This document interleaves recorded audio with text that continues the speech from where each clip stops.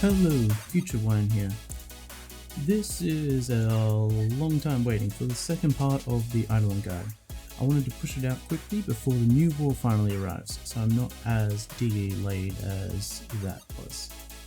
Unfortunately, my laptop went kaput just after I finished the first part, and I've managed to salvage my laptop now. I've got it hooked up to a second monitor, and so now we can put together the video finally.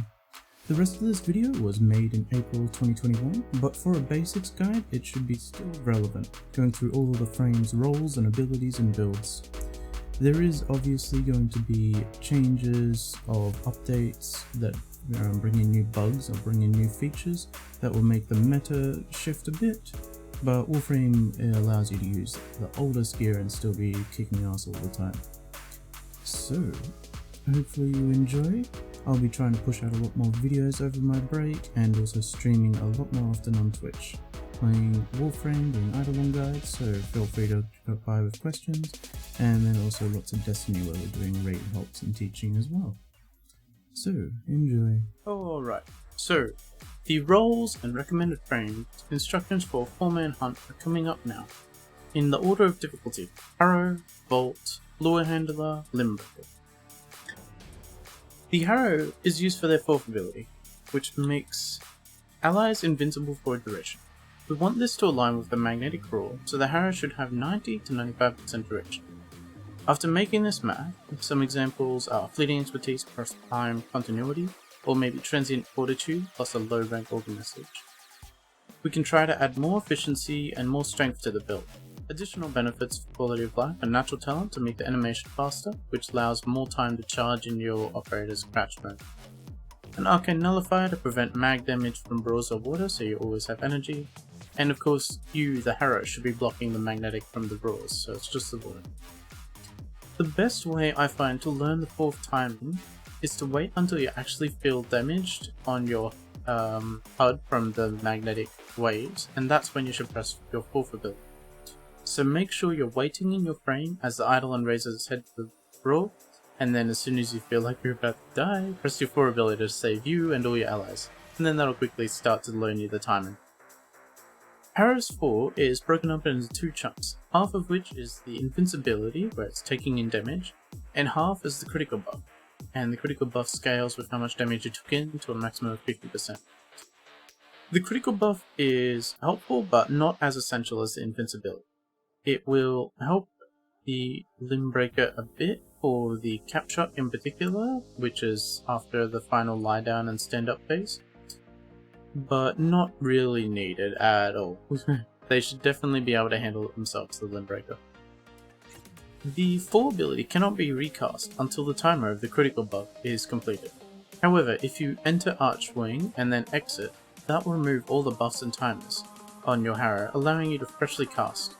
Keep this in mind if you are trying to apply a critical buff for the Limbbreaker's cap shot. You need to wait until they're finished before you get into your Archwing and fly away. Now, Vault. The Shield Vault is used for the 3 ability, which only benefits from duration. Wanting over 60 seconds on a shield duration, you don't need to bother with any strength or range. For the shields, they do not benefit. You can add efficiency, flow, and preparation to make it so you can always cast shields. The shield placement is to taste, but should be literally inside the leg when it stands up. This will be where the Eidolon's left knee is when it's kneeling down, and the shield is placed, usually I prefer while looking at the horizon or slightly up. This will create a wall to shoot through for the Proper, you want to shoot forward through a wall, or for a Traxon you want to shoot diagonally upwards through the knee joint, so that you can get all 3 shots. Another thing the Vault can do is pre-shielding the 4 Eidolon spawns which are near the shrine. This is going to save time, and it is possible once you have 60 seconds of duration on your shields. Even 50 can do it if you are very quick and well timing.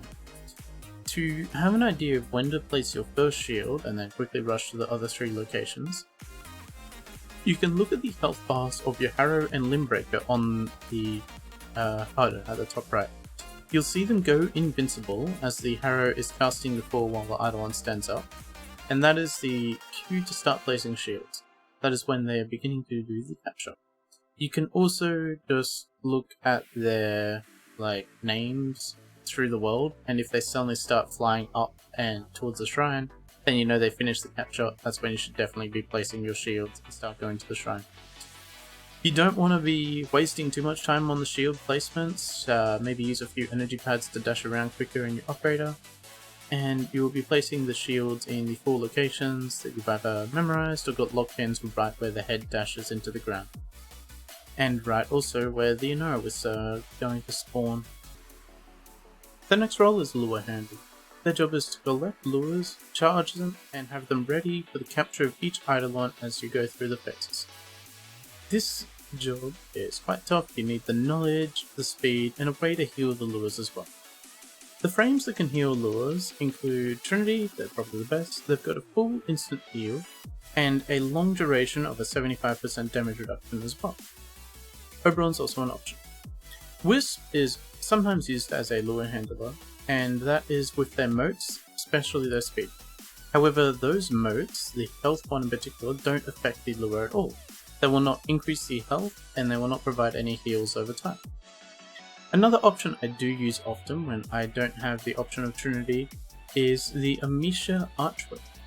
I use the second ability, which will create a bubble, and any enemy damage on the outside of the bubble will heal allies inside.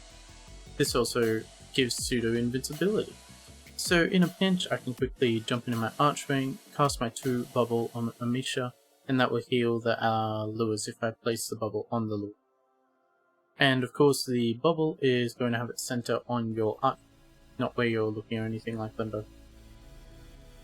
So, important information for lure handlers. There is only ever 8 lures physically on the open world map, which is spawned when you get within 150 meters of their specified location. You can also leave an area to over 500 meters or so, then come back to the same exact spot and collect another lure, if the spawn limit has not been reached of 8 spawns. This means you sometimes need to track ally movements to figure out where lures spawn. And also don't wander off yourself getting distracted near areas you're unfamiliar with. I personally tend to collect all my lures from, let's have a look at it here, right in front of the gate on the left side here. That is where all the Eidolon action is happening, and up into the hills in this direction.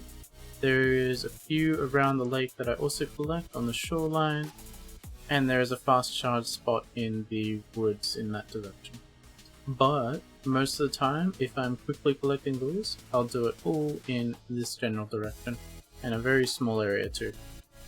That way I can go back and forth between several lure spawns and just keep picking them up.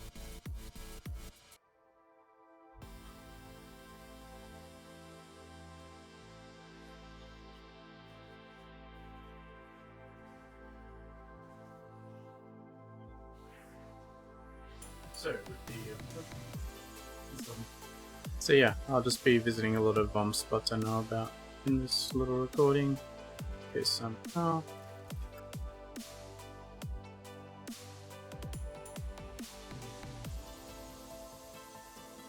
this other guy through up here.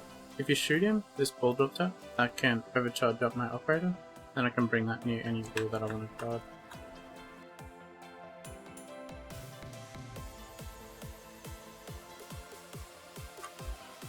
This is also a fast charge spot, but because I was rushing I kind of missed it.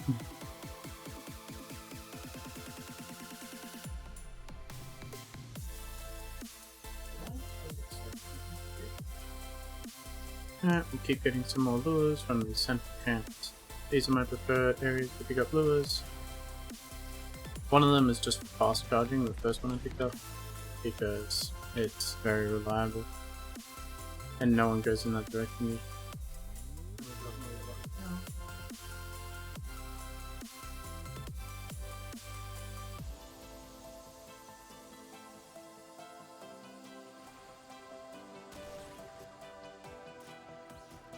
So now, if we count, I've got 4. For some reason they split up, that made it easy to count. So if I go to any spot that should have a lure spawning now, so if it goes over here, I might have been too close, over here, we start to see there's no lures anymore, because I've already got all 8 that will ever spawn in the open. I need some of them to get destroyed, or to finish a capture, which will make them get destroyed as well. After loading in, the lure handler should not get distracted by their lure job, and rush to the terry spawn to help the first shield, since it's twice as large and no one has any void strike stacked, so they need all the help they can get.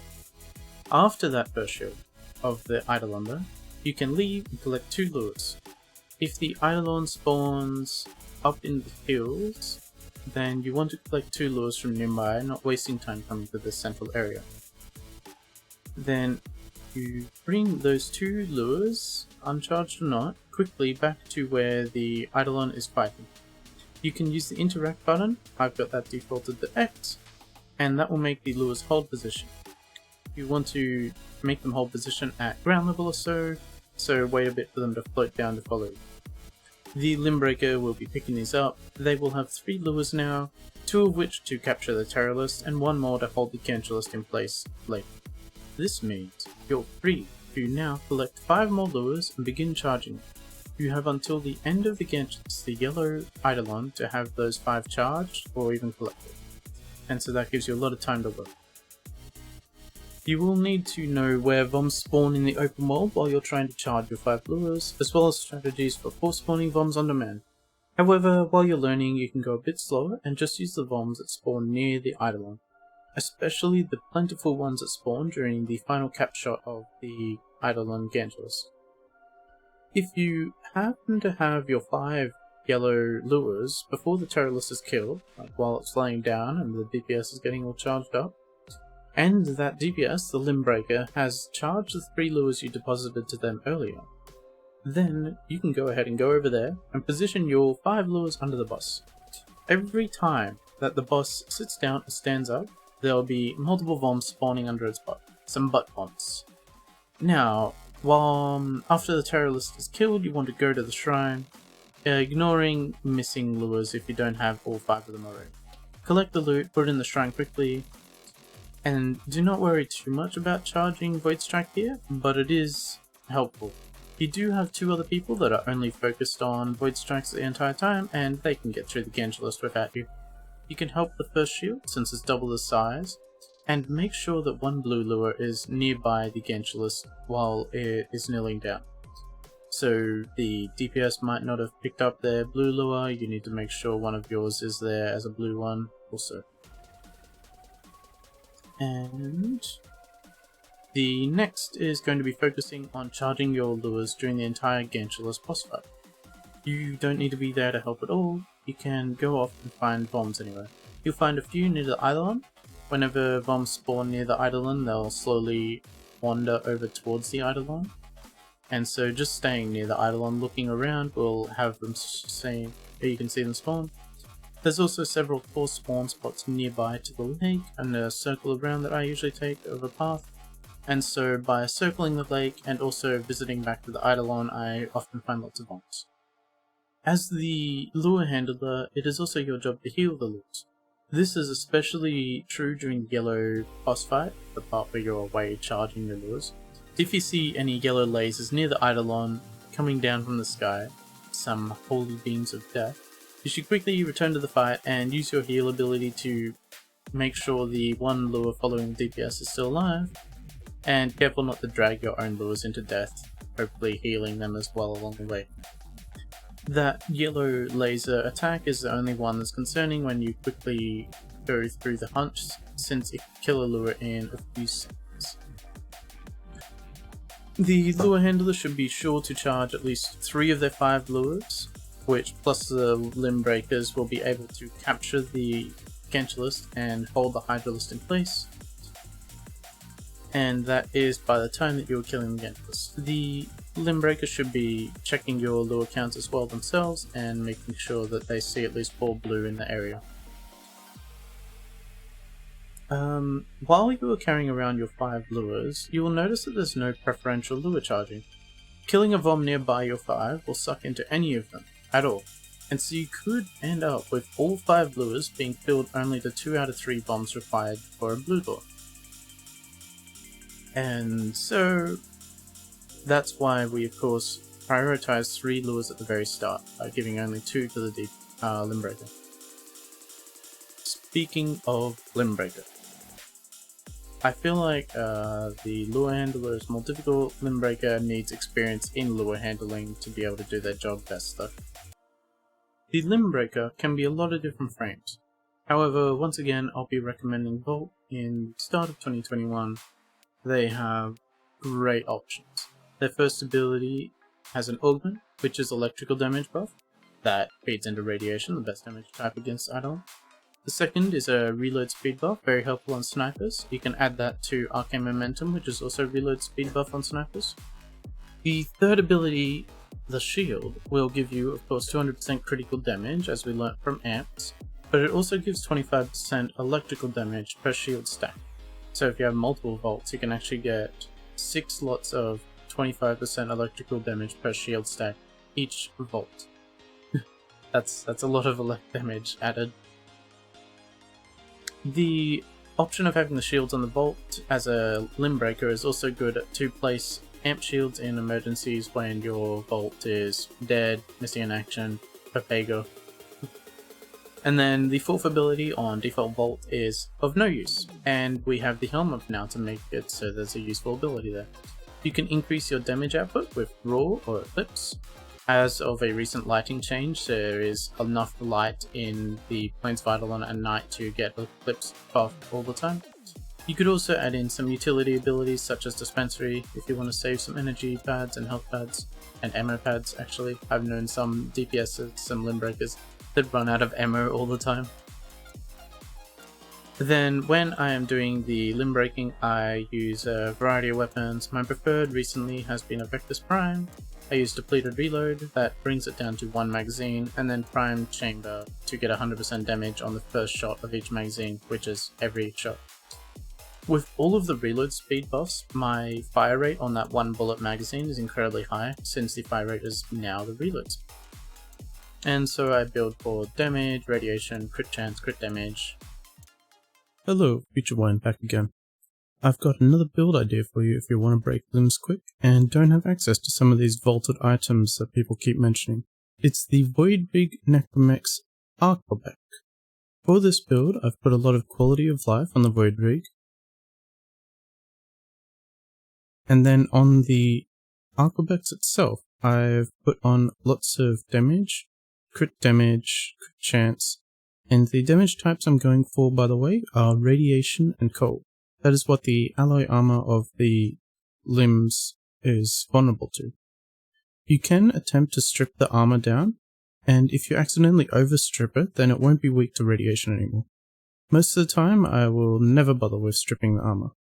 If you have got these sort of builds figured out, you might want to explore into other stuff. But keep in mind to only attempt off-meta picks once you fully grasp the basics first. Now, the Limbreaker should be the host, so they can load quicker from the gate and see when the limbs are vulnerable straight away. It's also so that they can have a more comfortable transference, so there's no misalignment or delay, especially since they're shifting around so much. The Limbreaker should speed boost on load and then archwing straight up. They look for and waypoint the Terry spawn, which is a blue light pillar. The Limbreaker then uses forced vom spawns next to a lure spawn through memory or lock pins to quickly charge a lure, and that will be blue to hold the terrorist in place. At least 1 lure to hold each eidolon in place. After you charge your lure, you can refresh your speed buffs or just rush to the terror. If the shields are down, cast your boss and take the first limb out with your weapon. You can hope the lure teleports to you before the raw animation is completed. Once you get a bit more practice at this, you'll be comfortable doing so. The Eidolon will teleport away at the end of its magnetic roar if there's no lure present, so you need to get it there halfway through the roar also. If the shields are still up, because you're doing an incredible job as the Limbreaker, being fast charging up on lure, then you can use the Operator's unairu Void Blast to drop Wisp to buff your allies, until they get the shield job done. You can also assist on the shields, that'll be greatly helping on that first shield where no one has Void Strike stacks. While the Eidolon is kneeling after you break each of the limbs, you can make more unairu Wisp drop and place a shield if it's needed. You can double check your buff timers and then prepare to shoot at the next limb that you want. The Eidolon will be stunned for a little bit when it stands up, and that's a perfect time to shoot the limb while it's not moving around waving its limbs and arms. Then you repeat for each of the limbs on all of the Eidolons. During the Terrorless, the lure handler will drop off 2 uncharged lures, and they will be awaiting a follow order. Pick them up with the interact button, and keep a lookout for bombs to kill and stuff inside of your fresh 2 lures. You'll need all 3 of these lures to be blued before you shot the Eidolon, which is after it stands up the final time. While it's lying down, you will have several bombs spawn under the boss's butt, and so be sure to bring your lures in close during that. Else, wait while it is vulnerable, even during the capture shot, to be sure to get 3 lures charged before you actually kill it. You can waste a lot of time if you don't get that last one charged, go to the shrine and then have no charged lures to hold the cantrips in place. It's so easy just to wait at the Terry for a little bit more, get 3 more bombs to spawn because it's constantly bringing new allies in, and stuff them inside of your lure. Once those 3 lures are blue on the side of the Eidolon, kill the Terry, use your speed buff, and then fly to the archwing to the shrine. That speed buff will carry over into arching.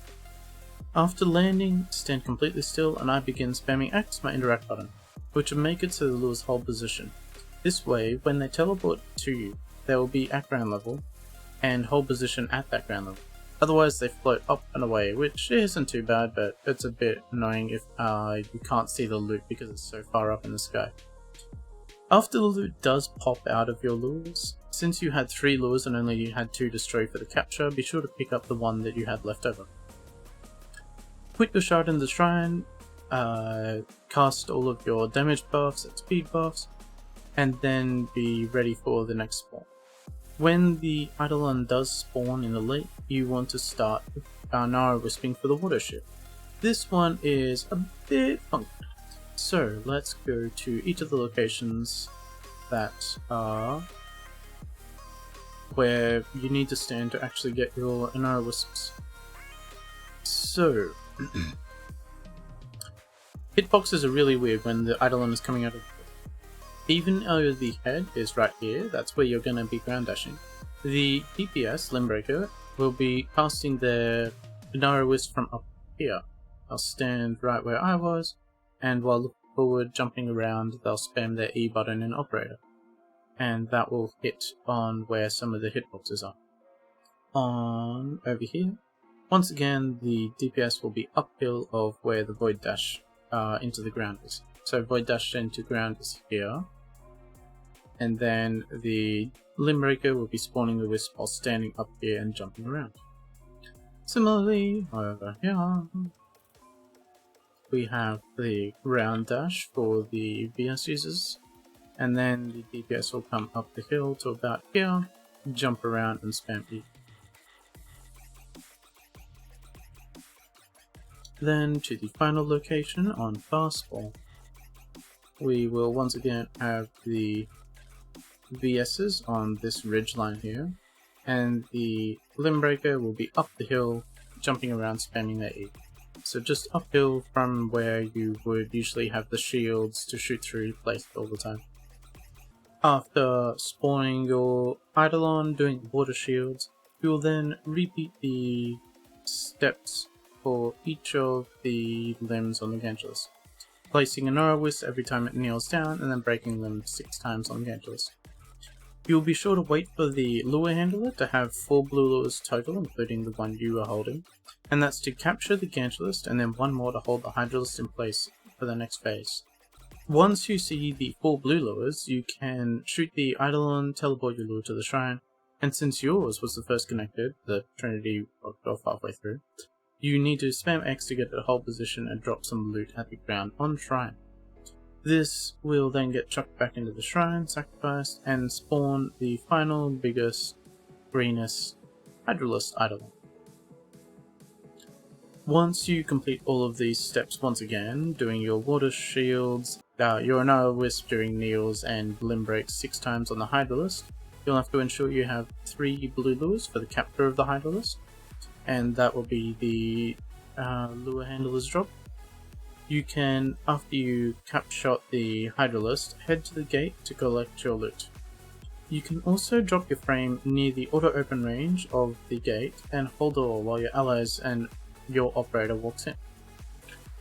When you do load out of the gate as the host, it will wait for the slowest computer to load before you are finally free. Once you are, only the host needs to cross the threshold into Cetus and then back into the gate to get everyone to reload the open world.